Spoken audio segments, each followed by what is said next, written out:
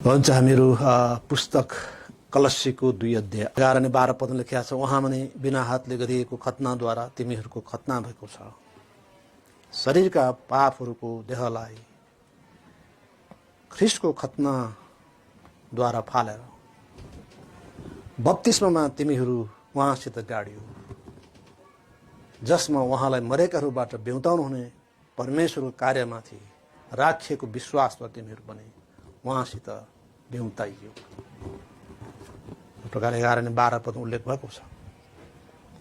र यहाँ जुन खतनाको कुरा गरेको छ यो ईश्वरीय खतनाको कुरा हो, साँचो खतनाको कुरा हो है। खतनामा जुन छाला फ्याँक्ने काम हुन्छ त्यसले एउटा पुरानो मानिसको चित्रण दिन्छ। खतना हुनुले नयाँ जीवन प्राप्त गरेको चित्रण दिन्छ। यसर्थ शरीरमा यहुदीहरूले जसरी खतना गर्थे त्यसले खास केही फाइदा गर्दैन। त्यो खतनाले परमेश्वर र इस्रायल बीचको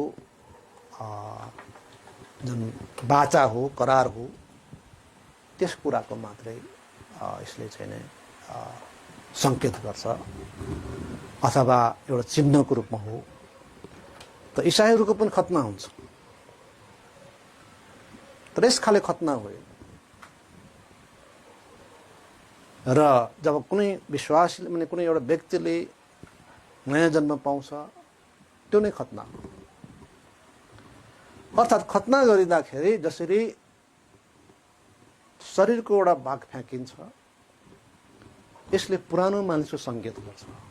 पुरानो जीवन काटियो, फ्याँकियो, अब हामी नयाँ भएका छौँ। यदि कोही ख्रीष्टमा छ भने त्यो नयाँ सृष्टि हुन्छ। पुराना कुराहरू बितिगएर ती सबै नयाँ भएका छन्। ख्रीष्ट पापको निम्ति मर्नुभयो र धार्मिकतामा बौरनु भयो। त्यसरी नै उहाँको यस खतनाद्वारा हामीहरू खतना गरिएका छौँ, अथवा उहाँको शरीरको बलिदान एक खाले खतना हो। बौरी उठेपछि नयाँ शरीर प्राप्त गर्नुभयो। साँचो खतनाको एउटा चित्र यहाँ प्रस्तुत भएको छ। त्यसै प्रभुले भन्नुभएको छ, शरीरमा तिमीहरू मर्न पर्छ तर आत्मामा हिँड। शरीरमा मर्न पर्छ तर आत्मामा हिँड। अथवा शरीर फ्याँकिन पर्छ, खतनामा छाला फ्याँके जस्तो। यसर्थ जीवन परिवर्तनलाई यसले सङ्केत गरेको यो हृदयको खतना हो। यो खतनाको कुरा यहाँ गरे हो। उहाँ भने बिना हातले गरिएको खतनाद्वारा तिमीहरूको खतना भएको छ। तिमीहरू बचाइएका छौ। तिमीहरूको पाप क्षमा गरिएको छ। पुरानो मानिस मारिएको छ। अब तिमीहरू ख्रीष्टमा बचाइएका छौ, ख्रीष्टमा नयाँ भएका छौ। यसर्थ तिनै पुराना कुराहरू, तिनै चाहिँ नै विधि विधान कुराहरू, तिनै फिलोसफिजहरू वा मानव तर्क र दर्शनहरू तिनको पछि लाग्ने भयो। यी प्राथमिक शिक्षाहरू सुरुका कुरा हुन्। मानव तर्कहरू प्रारम्भिक एकदमै कमजोर ती पक्षहरू। तर परमेश्वरको वचन ज्यादै उच्च छ, ज्यादै विशाल छ, सत्य छ, अकाट्य छ, सदा रहन्छ। मानवीय विचार प्राथमिक शिक्षाहरू हो। मानवका केटाकेटीहरूले सुरुका दिनहरूमा कसरी विचार गर्छ, जब ऊ वयस्क हुन्छ उसले त्यसरी विचार गर्दैन। उसको कुराहरूमा उसका कुराहरू खारिन्छ, विचारहरू खारिन्छ। त्यसै यी कुराहरूमा हामी लाग्नु भयो। र 13 पदले भनेको छ, 2 अध्याय 13 पद, अनि तिमीहरू आफ्ना पापहरू र आफ्नो शरीरको खतना नभएको अवस्थामा मरेको हुँदा तिमीहरूको सबै अपराधहरू क्षमा गरे उहाँले तिमीहरूलाई उहाँसित जीवित पार्नु भएको छ। यसरी अब हामीहरूको अपराधहरू क्षमा गरिएको छ। यसरी यीशुमा राखिएका पापहरू हटाइएको कुरा उहाँको बौरी उठाइद्वारा प्रमाणित हुन्छ। बौरी उठ्नु यीशुमा हामी सबैका पापहरू राखिएको हो। र बौरी उठाइद्वारा यो पुष्टि भयो कि उहाँले हाम्रो पापहरू क्षमा गर्नु, उहाँले हाम्रा पापहरूको प्रायश्चित गर्नु। 14 पदले भनेको छ र हाम्रो नाममा लेखिएको धर्मविधिको लेख जो हाम्रो विरोधमा थियो मेटाइदिनु भयो र त्यसलाई क्रुसमा किला ठोकेर उहाँले त्यसलाई बीचबाट हटाइदिनु भयो। धर्मविधिको लेख व्यवस्था राम्रो हो, यसले पाप देखाउने काम गर्छ, यो ख्रीष्ट कहाँ लैजाने शिक्षक पनि हो, तर व्यवस्थामा भर पर्नु धोका हो। यसले कलस्यको एउटा समस्या के थियो त भन्दा उनीहरू मानव फिलोसफी मात्रै होइन, तत्त्व ज्ञान मात्र होइन, व्यवस्थावादको पनि उनी शिकार भएका थिए। यहुदीहरूको प्रभाव पनि त्यतिकै थियो उनीहरूमाथि।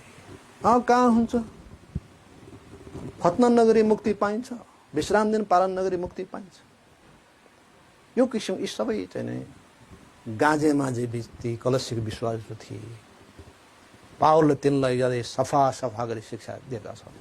व्यवस्था राम्रो हो, यसले पाप देखाउने काम गर्छ, तर यसलाई पालन गरेर हामी मुक्ति पाउन सक्दैनौँ। यसै कारण ख्रीष्ट हामी सबैको लागि बलिदान हुन आउनुभयो। र 15 पद लेखिया छ, अनि प्रधानहरू अधिकारहरूलाई हात हतियार रहित पारेर अनि तिनीहरूलाई खुल्ला तमासा बनाइदिनु भयो। यसैमा उहाँ तिनीहरूमाथि विजयी बन्नुभयो।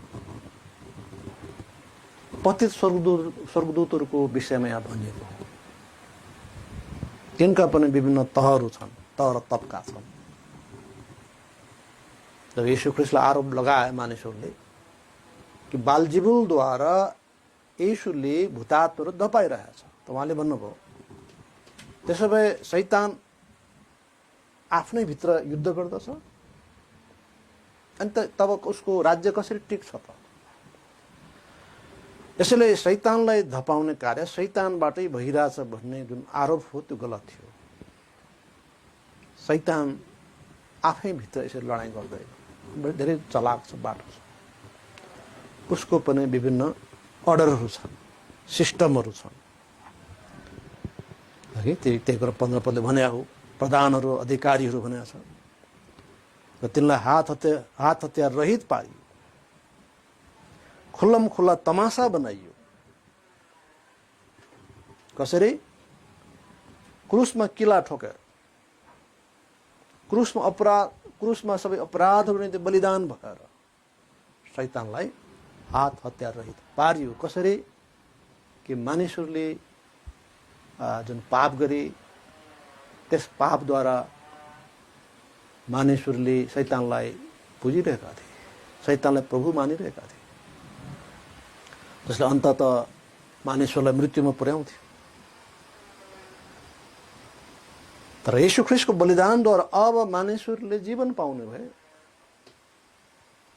र जुन शैतानको हात हतियार हो पाप र त्यसका सारा युक्तिहरू, दुष्टताहरू,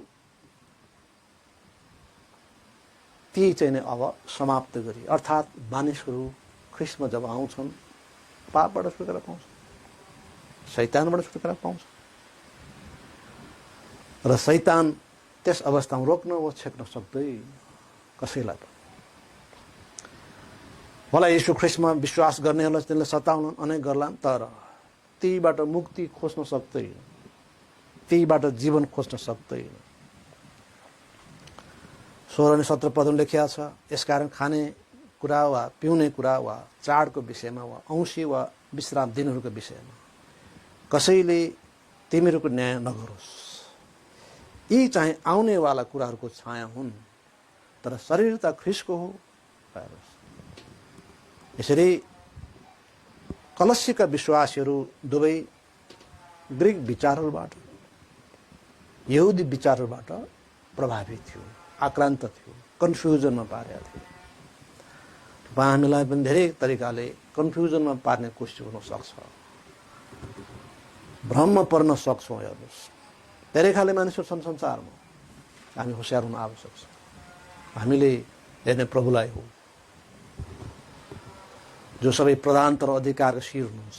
प्रभुभन्दा माथि कोही छैन, परमेश्वरभन्दा माथि कोही छैन।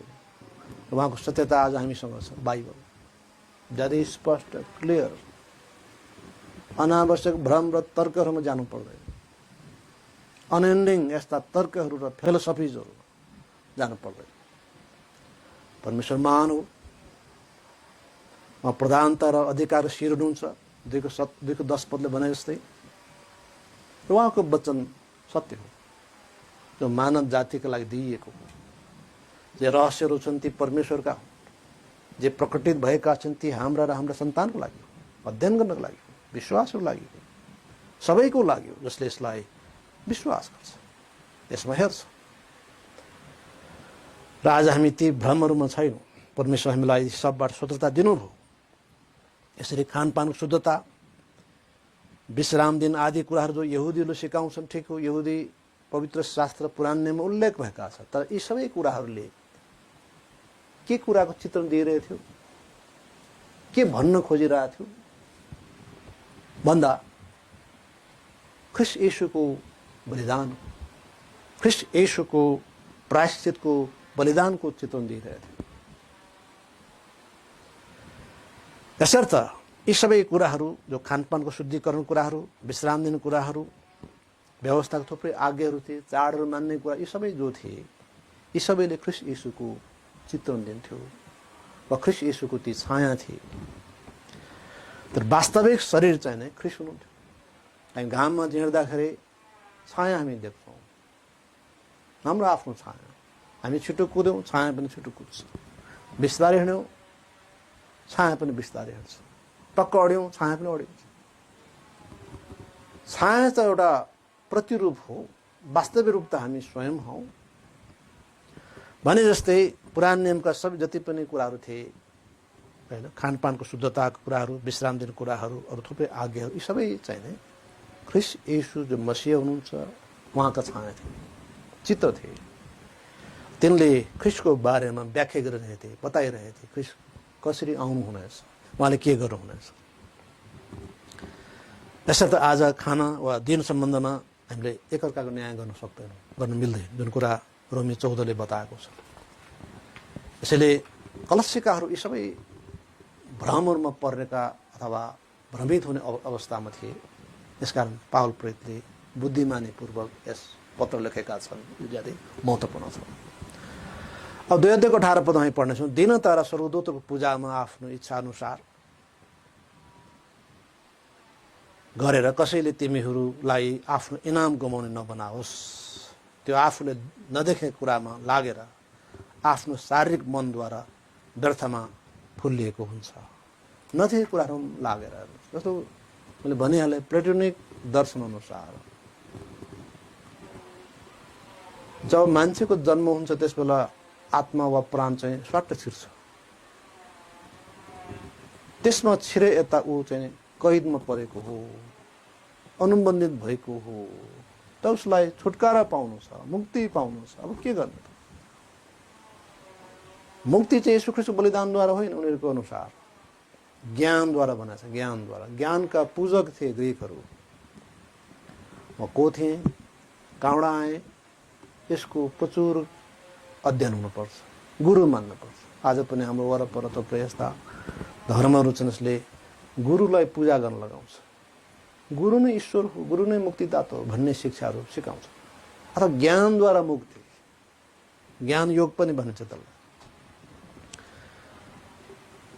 तर यी सबै कुराहरू चाहिँ नि व्यर्थ हुन् होइन। यी सबै कुराहरू चाहिँ नि यस्ता आफूले नदेखेको कुरामा लागेर आफ्नो शारीरिक मनद्वारा व्यर्थमा फुलिएको हुन्छ।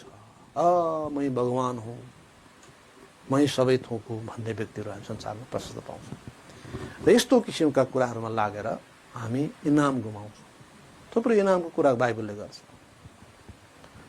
थुप्रै मुकुटको कुरा बाइबलले गर्छ। जस्तै नाश नहुने मुकुट भनिएको छ, धार्मिकताको मुकुट, जीवनको मुकुट, नओइलिने मुकुट।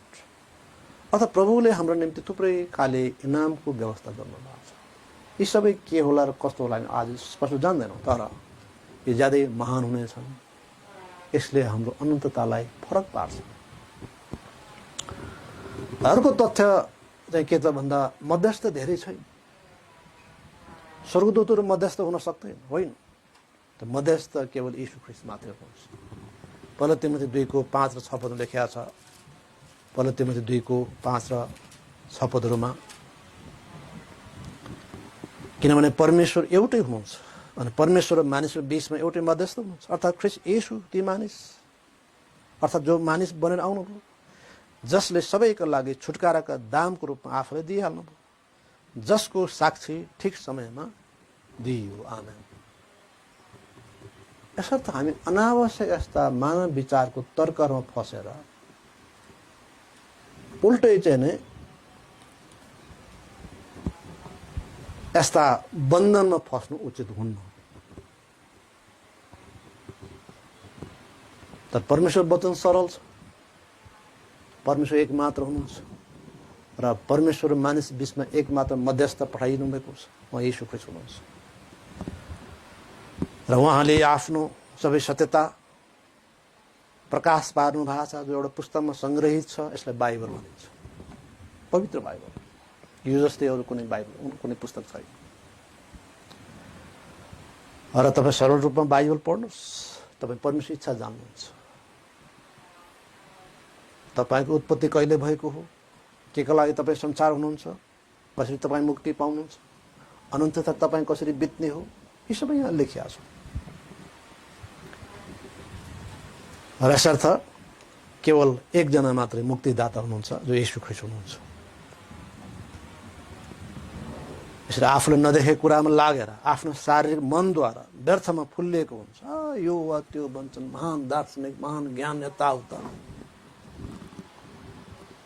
ठुलो मात्रामा प्लेटोको विषयमा लेखिएको भन्ने तथ्य छ। उनको बारेमा धेरै अध्ययन गरी, उनको ज्ञानको खोजी गरे, उनले जे ज्ञान सिकाए, जे कुरा बताए, त्यसको विश्वका धेरै मानिसहरूले अनुसरण गरे भने त्यसको ठुलो प्रभाव रह्यो। तर प्लेटोको सामान्य मान्छे मरिगए, सकिगए।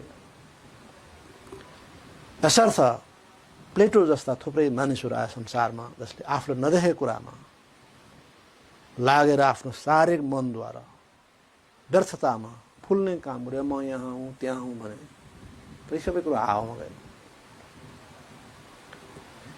यसर्थ प्रेर हो, मध्यस्थ धेरैजना छैनन्। स्वर्गदूतहरू पनि मध्यस्थ होइनन्। स्वर्गदूतलाई हामी पुज्न सक्दैनौँ, केवल सृष्टि हुन् ती पनि। तर यीशु ख्रीष्ट मात्र मध्यस्थ हुनुहुन्छ। र 19 पदले भनेको छ, कलस्सी 2:19, र शिरलाई पक्रिराखेको हुँदैन, जसबाट जोड्नेहरू बन्धनहरूद्वारा पोषण पाएर र एकसाथ बाँधिएर सम्पूर्ण शरीर परमेश्वरको वृद्धिले बढ्दै जान्छ, है त। यसकारण हामीले शिरलाई पक्राउन पर्छ। तिनले शिरलाई पक्रेको हुन्न, परमेश्वरलाई पक्रेको हुन्न, परमेश्वरलाई भेटेको हुन्न। जङ्गलमा गएर कहाँ एकान्त ठाउँमा गएर तपस्या गर्ने यो प्रचलन यसरी नै सुरु भएको। म कहाँबाट आएँ होला, अघि यो संसार कहाँ गएर टुङ्गिएला, यो के हुने होला, यिनै कुराहरूकै खोजीका लागि मानिसको जीवन व्यर्थमा गएको पाउँछ। तिनले शिरलाई पक्रेको हुन्न, अघि। तर प्रत्येक विश्वासी शिरसँग टाँसिनु पर्छ, प्रिय हो, होइन। शिरबाट अलग्गिएर हामी जिउन सक्दैनौँ।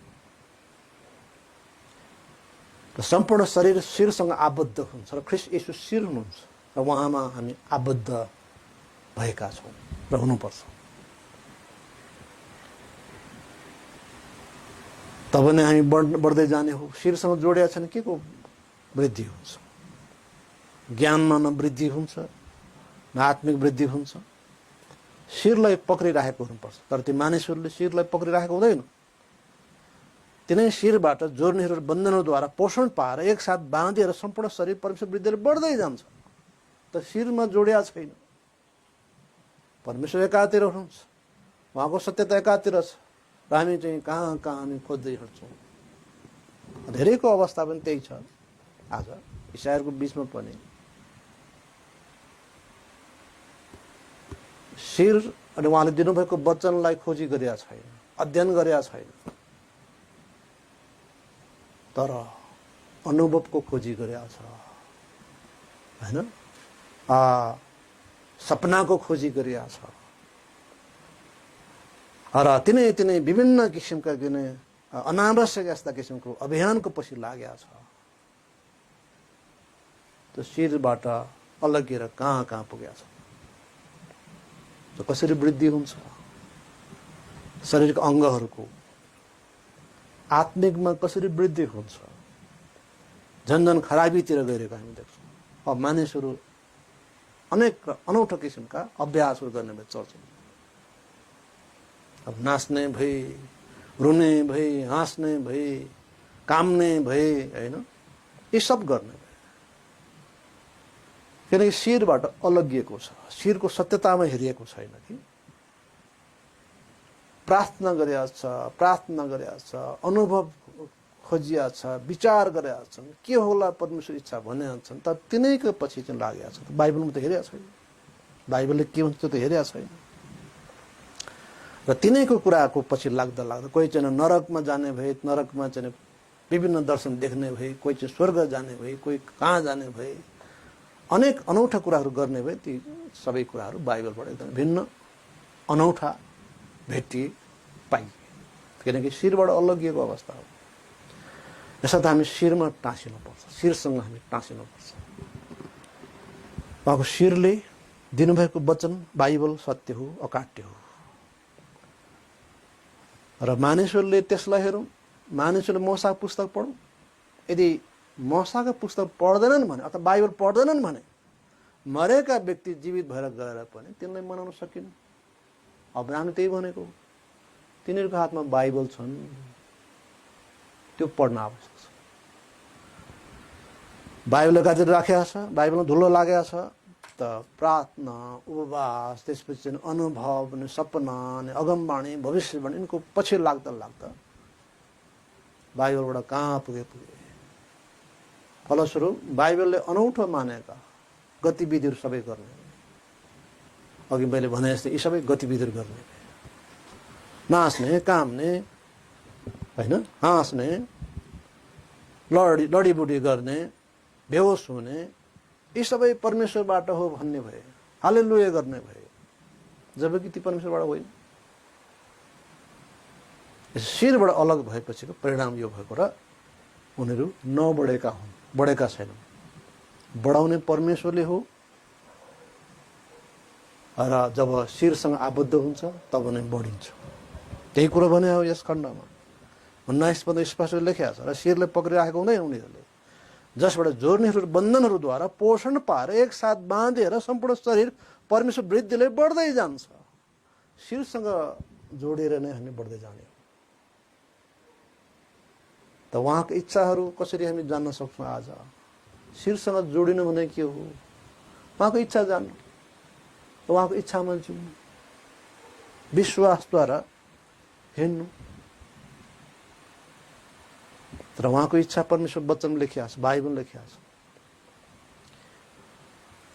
र विश्वमा लेखिएको छ। यसकारण यदि तिमीहरू संसारका प्राथमिक शिक्षाहरूबाट ख्रिस्टसँग मरेका छौ भने संसारमा बाँचिरहे चाहिँ तिमीहरू किन मानिसहरूका आज्ञाहरू शिक्षाहरू अनुसार विधि विधानहरूको अधीनमा रहन्छौ? नछो, नचाख, हातमा नलेऊ, यी सबै कुराहरू काममा लाउँदा लाउँदै नष्ट भएर जान्छन्। यिनै कुराहरू त्यसमा थिए, मानवीय विधि विधानमा, फेलोसफी, यिनै कुरा थिए। त्यो चिज नखाऊ है, त्यो चिज नछौ है, यिनै कुराहरू र यी सबै कुराहरू व्यर्थ थिए, हावा थिए। 23 पद लेखिएको छ, जुन कुराहरूमा साँच्चै नै आफ्नो इच्छा अनुसार पूजा, दीनता र शरीरलाई कष्ट दिने काममा बुद्धिको झलक त देखा पर्छ, तापनि केही मोल छैन, तर शरीरका लालसा पुरा गर्ने काम मात्र हुन्छ। ईश्वरलाई खुसी पार्ने हो। ईश्वर कहाँ हुनुहुन्छ? कसैले आफ्नो हात चढाएका छन् ईश्वरलाई, कसैले चाहिँ के चढाएका छन्, शरीरलाई कष्ट दिएका छन्, दुःख दिएका छन्। एकान्त एक्लास हुँदो कुनै जङ्गलमा रुखमुनि पहरा मुनि तपस्या गर्नु, वर्षौँ त्यसै समय बिताउनु, त्यो पनि एउटा भाग हो। शरीरलाई दुःख दिने, कष्ट दिने, ईश्वरको खोजी गर्ने। त ईश्वरको इच्छा उहाँको सत्यता एकातिर छ त जङ्गलमा खोजेर त पाइन्, पहरामुनि त पाइन्। यो खालको प्रभाव फिलोसफीले सारा विश्वलाई चाहिँ नै गाँजेकै हो र यसको फलस्वरूप हामी देख्छौँ। डरलाग्दा भिरमुनि तपस्या गर्ने घर बनाइएको, कहाँ अनकन्टा ठाउँमा टाकुरामा तपस्या गर्ने घर बनाइएको, मोनेस्टेरिजहरू बनाइएको, यी सबै त्यसकै उपज हो। ईश्वर चिनिया छैन, ईश्वर त हुनुहुन्छ तर कहाँ अथावादको प्रभाव परेको,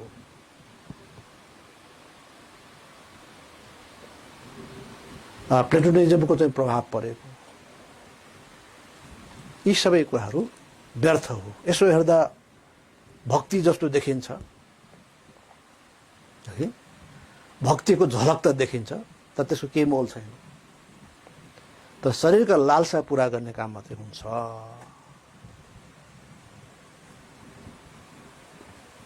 यसर्थ हामी सचेत हुन आवश्यक छ। हामीले अन्य कुनै कुरामा गर्व गर्न सक्दैनौँ। गर्व गर्ने केवल हामीले ख्रीष्टमा हो।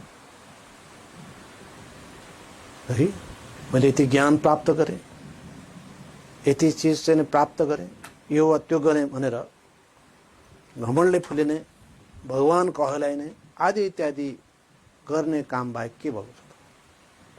गुरु पण्डित महाराज यहाँ त्यहाँ भनिने बाहेक के पाइयो त? के पनि पाइयो? यो सबै कुरा आवाहन व्यर्थ हो। त परमेश्वर वचन सत्य हो। यसलाई पढ्नाले पालन गर्नाले ती धन्य हुन्छ। किन समय नजिक छ र हामीसँग पवित्र शास्त्र बाइबल छ र यसबाट हामी अध्ययन गरिरहेका छौँ। प्रभुले यस अध्ययनमा हामी सबैलाई आशीष दिनुभएको होस्। यदि तपाईँ कोही ख्रीष्टमा आउन बाँकी छ, ख्रीष्टले बोलाइरहनु भएको छ, प्रत्येकका लागि यो अवसर छ। ख्रीष्ट नै उद्धारकर्ता हुनुहुन्छ, प्रभु र मुक्तिदाता हुनुहुन्छ। उहाँमै मुक्ति छ, साँचो मुक्ति। उहाँमा आउनेहरू बुद्धिमानी हुन्। प्रभुले तपाईँ सबैलाई आशीष दिनुभएको होस्।